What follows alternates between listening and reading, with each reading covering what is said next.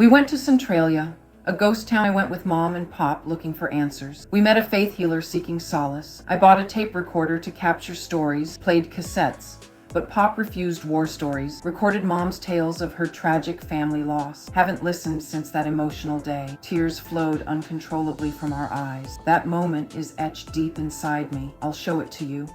One Saturday morning, told Mom, I'm going to tape. Just talk. Recorded every word without alteration. Transcribed it all exactly as Mom spoke. I have multiple copies of that precious tape.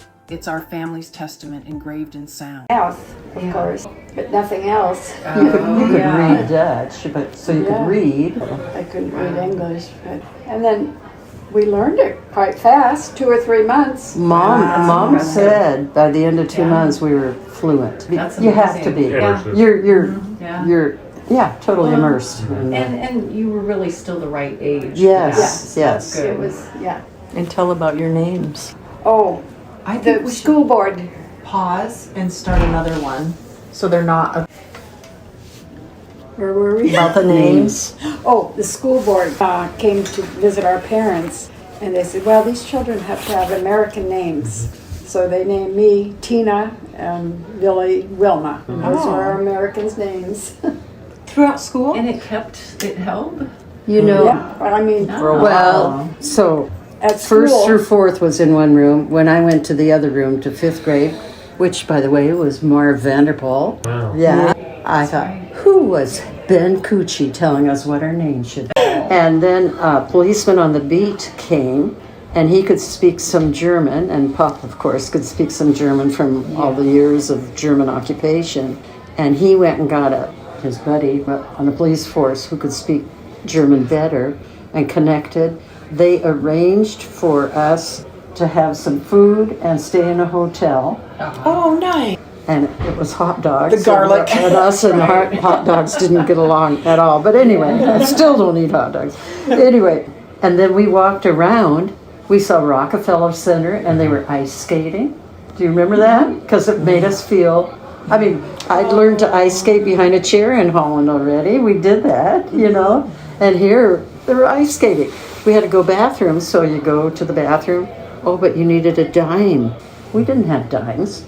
So I had to crawl underneath and open the door. And, well, you do what you have to do. Yeah. And then we saw a thing with Dutch cleanser, and there's supposedly a Dutch girl on it. Remember that? oh no, I don't remember that. You know what I Right. remember on the airplane? The dolls. Yep. Yes. We all got a doll that had a pin. It was a hard plastic thing. Yep. Yeah, I know And which one you mean. Oma, my mom, took the Pins off. pins off so we could play with them.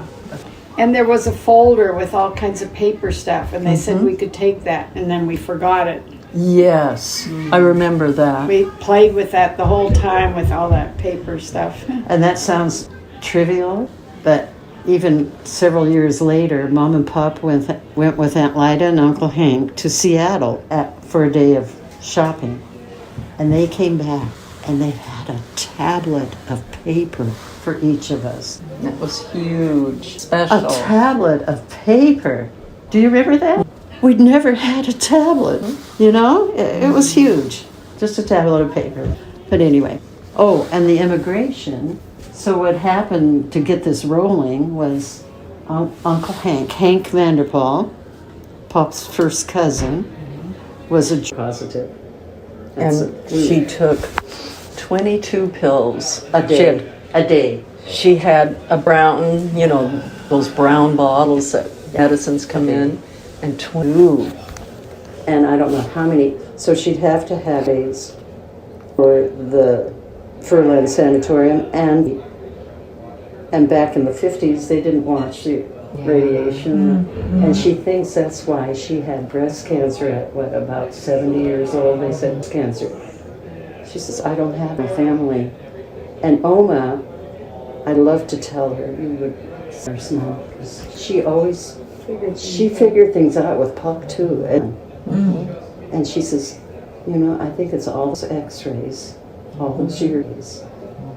She had one breast removed, but she thinks it was from. No one but my dad and another mom came to the dining room. We perceived that all was not well. for all the lifeboats were prepared by the sailors who were also seasick, and we had life drills several times a day. Everyone loitered about, and no one felt like doing anything. We went to a church meeting that was held every day to pray and meditate. The storm became worse and worse. The ship was sailing at less than half speed, and the people became appalled when they thought of what was to come. One evening about midnight, the alarm rang to everyone to prepare to get into the lifeboat. The ship was in great chaos as everyone became obsessed with fear. Suddenly, the storm began to relent a little, and by morning, everything was calm again. The minister told us at the meeting that we had been spared by the mercy of God, for a great tornado had been heading directly toward the ship, but had turned to another direction before it reached us. We arrived in New York a couple days late. Old cassette. We went to Centralia, and we went to her. I bought it her. We just played the little cassette things, and I wanted I'll see Pop if Andre to tell wants about his- the war stories. Wouldn't do it.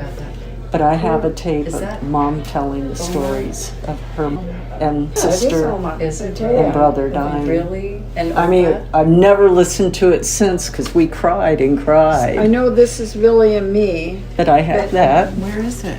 And In my I bedroom. have I'll show you sometime. one Saturday morning, I said, Mom, I'm going to tape. I'd talk. And I have everything. I transcribed it all the way she said it. I didn't alter it. Who is who? And I have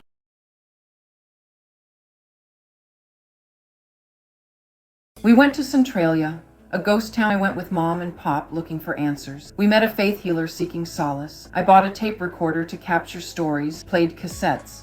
But Pop refused war stories, recorded Mom's tales of her tragic family loss. Haven't listened since that emotional day. Tears flowed uncontrollably from our eyes. That moment is etched deep inside me. I'll show it to you.